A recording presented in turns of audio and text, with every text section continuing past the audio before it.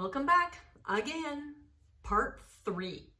So if you're just tuning into this video, please search YouTube, go back to part 1. Part 1 was my intro and works in progress. Part 2, my finished objects.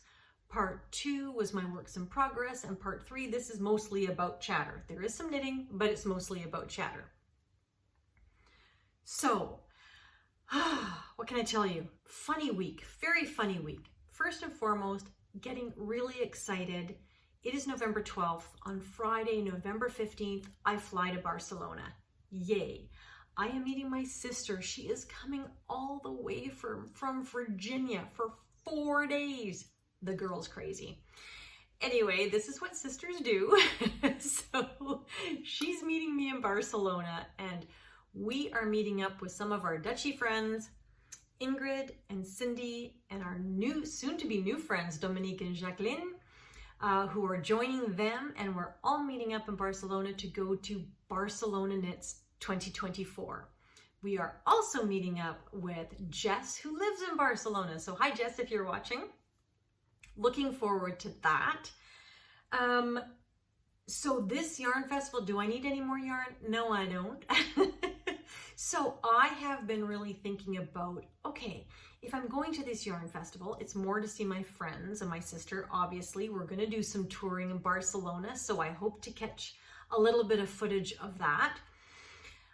But if I'm going to a yarn festival, what might I be looking for? Well, one day I will disclose to you how many sweater quantities of yarn I actually have. I'm not ready to do that yet because I feel there'll be a whole bunch of judgment on that. But I've been collecting for a while, and I have a undetermined number of sweater quantities of yarn in my stash already. So I'm thinking smaller this year. I'm thinking more. I really saw on Instagram at one point, I can't remember, was it a podcast, the Oslo hat done in a blood orange or a red paired with a equally vibrant mohair. That kind of appealed to me, along with matching, oh, guess what, fingerless mitts. So that might be something that I'm looking for. There's also a whole bunch of beautiful patterns for just Surrey alpaca. The cloud blouse comes to mind. I do have a small stash of Surrey alpaca, but I've only got 2 skeins of everything. The only colorway that I have that is 3 skeins is of a blush pink. But I've already got a blush pink sweater, so I'm not too sure I want another one just in alpaca. So I might be looking for 3 or 4 skeins of a Surrey alpaca. So that might be something that I'm looking for.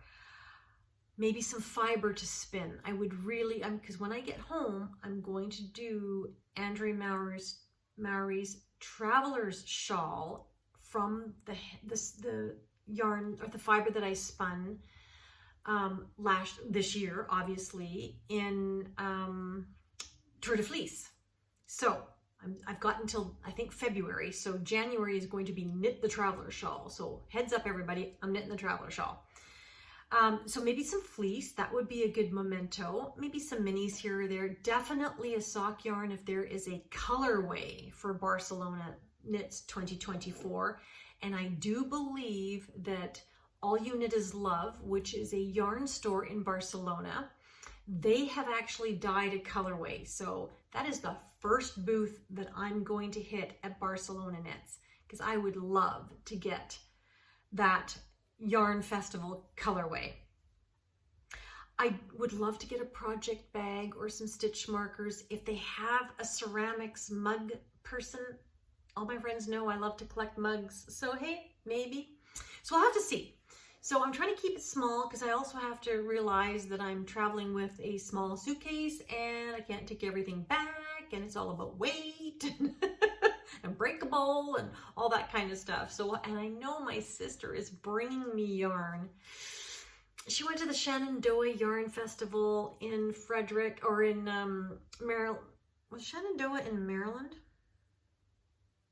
Or is that in Virginia? Is Shenandoah in Virginia? Classy, is Shannon, please answer, because she'll answer in the comments. Is Shenandoah in Virginia or Maryland? Anyway, she bought me some yarn there, and she bought me some yarn, I think, at the Frederick Yarn Festival. Oh my goodness. So anyway, she's bringing me yarn and a pair of pajamas, apparently. So I already have stuff in my suitcase that I have to bring back. Needless to say, that is one thing I'm thinking about. What is it that I really want to purchase when I go to the Yarn Festival? Regardless, we are going to have a blast. I'm so looking forward to it. I wish all my knitting besties from Vancouver, and you know who you are, could come with me, because that would be the bomb. I'd have my whole little universe there, which is great. Maybe 1 year, maybe 1 year. But what I love about that is, if anybody's going to the Barcelona Knits 2024, please let me know. I'm meeting Jess at around 1 o'clock, and yeah, I'd love to meet anybody who is in the vicinity. If not, no worries. I'll be taking some footage and hopefully sharing it in my next podcast. The other thing I'm contemplating is, what am I going to bring to knit? Because there's going to be knitting time, yay. So I am going to assume these will not be done. And so that is a possibility. So the Pioneer mitts, that is a possibility. If I don't finish those. I am still working, I didn't cover this off in my whip section, I should have, but I am still working on my stained glass socks. Look at them. Look at them, not a perfect bottom. Notice how I keep forgetting the pattern. But I am working on it. I have now finished the heel of one. This took me 4 tries to get right. I will go through that one day, but not today. What I will say is, I am using, I don't know if you can see, you can't see it. Maybe if I stretch it, you can you see that? You can see through that. Can you see that? That worries me. This is Les Garçons BFL sock, which is 75% BFL, 25% nylon, and it's knitting up quite thin. I knit, the sock itself is knit, the color work is all done on 2.75 millimeter. I switched to 2.25 for the heel. I am still worried. You can see, you can see through that. See, you can see the lights through that. I don't know, Vincent, what do you think? This is supposed to be a sock yarn. I'm not too sure. Maybe I just have to use a 2 millimeter needle if I'm using this yarn. So we'll see how that wears. But the fit is awesome. But maybe I'll finish these and then they'll be a finished object. So that might be something that I will bring with me.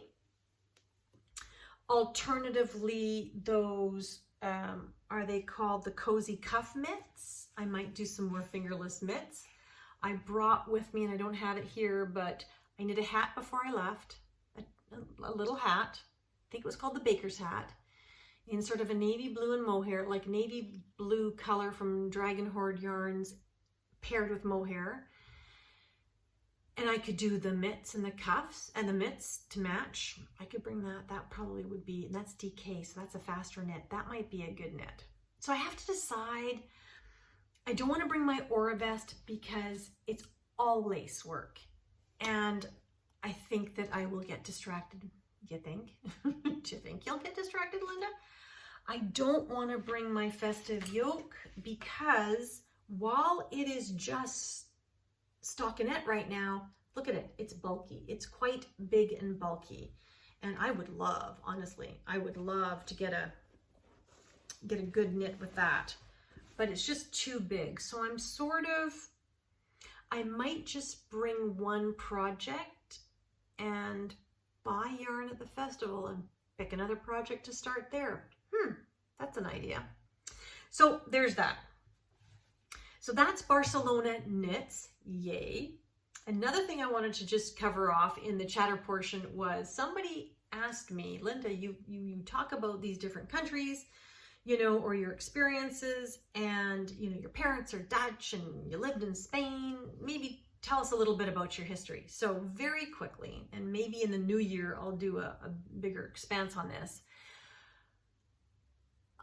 You know, honestly, I was blessed to be born into the family I was born into, because my dad was an engineer and my mom was his #1 fan. And they were and are, well, my mom still is, my dad's passed, a very adventurous couple. And so they actually, at a young age, when they had my sister and I, decided to take foreign contracts and live in different parts of the world. They felt that that would provide us with a better rounded education, a more well-rounded education, some life experience as kids. And they recognize that children are very adaptable. So yay. So in my youth, in my younger years, we lived in Portugal, we lived in Spain, we lived in Chile, we lived for a very short stint in Holland, we lived in Florida in the US, we lived in Canada in several different places, many different places in Canada, one of being in Quebec. We lived in Quebec, we lived in BC. So basically it was every 2 or 3 years we'd move. So it was kind of like being an army brat in a way. And that stopped when we went into high school, because it was more difficult when you go into high school. You know, teenagers, we're all weird. So it was just difficult. So my parents decided to stop while we were in high school. We landed in Vancouver, and that's where we did high school and university. And then my dad was still doing foreign contracts, but we as a family stayed in Vancouver. So very blessed to have had that upbringing, have seen so many things in the world. And not all of it by any stretch, oh my gosh, no. But some interesting stuff. And I was able to learn, you know, the Spanish language through my travels and living in both Chile and Spain, and learning Dutch through osmosis from my parents. So I am not fluent, truly fluent, in either language. I speak both languages well enough to get around, to understand what people are saying, etc. And interestingly enough, is now that I'm here, they started in our golf course, they started Spanish lessons. So I have been going to the advanced Spanish, and I say advanced, it's not really advanced, but it's very grammar oriented. And so that is so good for me. It challenges me because I honestly feel like I don't know anything, but every time I go, I'm remembering the structure of the language that I learned. As a kid, you learn it very quickly. Boom, boom, boom. You just learn, you absorb. As an adult, learning a language, much more difficult. It's all in here, but these classes are reigniting those memory cells. So I'm very happy about that. I'm much more fluent today than I was when I left Vancouver, 4 or 5 weeks ago. So awesome. Very excited about that. The last thing that I wanted to say is, in the chatter portion, is I hope you believe in angels, because they do exist. And I'm going to tell you a totally irrelevant story about angels. So I'm going to meet some friends to play golf, because they phoned me and they said, Linda, we got a spot. Do you want to golf? And I'm like, yes, I'm there. I'll go golfing. So in Spain, you take your garbage from your home to a communal garbage bin. And there's these communal garbage bins all over all over. There's the cardboard paper, glass bottles, plastics, and cans, like beer cans, tuna fish cans, that kind of stuff. And then there's garbage. So there's 4 recycling bins everywhere. So it doesn't matter, every, 10 blocks, there's this set of garbage bins, garbage and recycling bins. So everybody, there are no garbage trucks that come to your driveway and pick up your garbage. No, you must take all of your garbage to these bins. So Patrick says, Linda, on your way on your way to golf, just drop off the garbage. So not a problem. There's a bin very close to the golf course. So I just truck it all and I put it in the bin. I get to the golf course and I go to my locker to get my clubs, and I can't find my keys. Yeah, you guessed it. Linda threw her keys in the locked garbage bins. I phoned Patrick. I'm like, can you check at home? Did I leave them at home? Oh my God, what did I do with my keys? I checked the car. I tore the car apart. I tore my purse apart. He couldn't find them. Okay, so these keys have our house keys, our storage locker keys, our golf locker keys, like our fob for the security gate. Like, it was just gonna be ugly, ugly, ugly.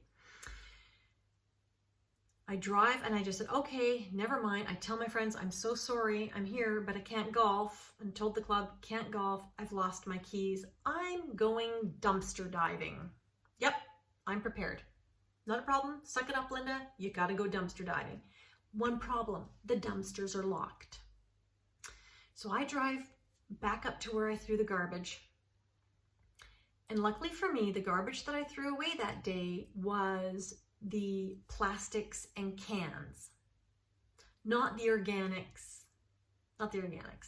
So plastic and cans. And so these are big, huge bins, and they've got lids on them, like they're massive. They're probably about 8 feet long and 4 feet deep, and probably about 5 feet high. And they've got a lid on them with 2 circles, and you dump your garbage in them. So I'm climbing on top of it, and I'm looking in the hole. Can I see my keys? Can't see them anywhere. So what happens next? A little white Renault truck pulls up, like it's a little car in the front and truck in the back, little white thing. And a man comes out, and he's throwing out a pair of golf clubs. Nothing else, no other garbage. Just a pair of golf clubs. And he's looking at me, and he's a British gentleman, speaks English. I speak Spanish. I could have gotten through this with Spanish. And he goes, do you need some help? And I said, well, I don't really know, actually. I think my keys might be in this dumpster, but it's locked, and I can't get in there. And there's no phone number on this dumpster. I have no one to phone. And he goes, well, let me give it a go. And he reaches in and he fiddles with the latches on the side, and he pops the lid off. And these are locked, okay? These are locked. I tried. These are locked. He pops the lid off and he goes, I have a long enough club. He goes fishing around with the golf clubs, the only thing he's bringing to the dumpster. And he goes fishing, goes, oh, here they are. Seriously, he fished out my keys so that I could not see out of a dumpster, full dumpster. And the only thing he was bringing was his golf clubs. And he spoke English. I'm sorry, but that to me was divine intervention. It was just, it's silly. It was not earth-shattering. It wasn't life or death in any way, shape, or form. But what were the odds that Linda loses her keys and the only person who shows up is a guy with golf clubs who happens to know how to unlock the dumpster lids? Bizarre. It was just weird. Anyway, I wanted to share that with you. So there's an ABBA song, something about I believe in angels.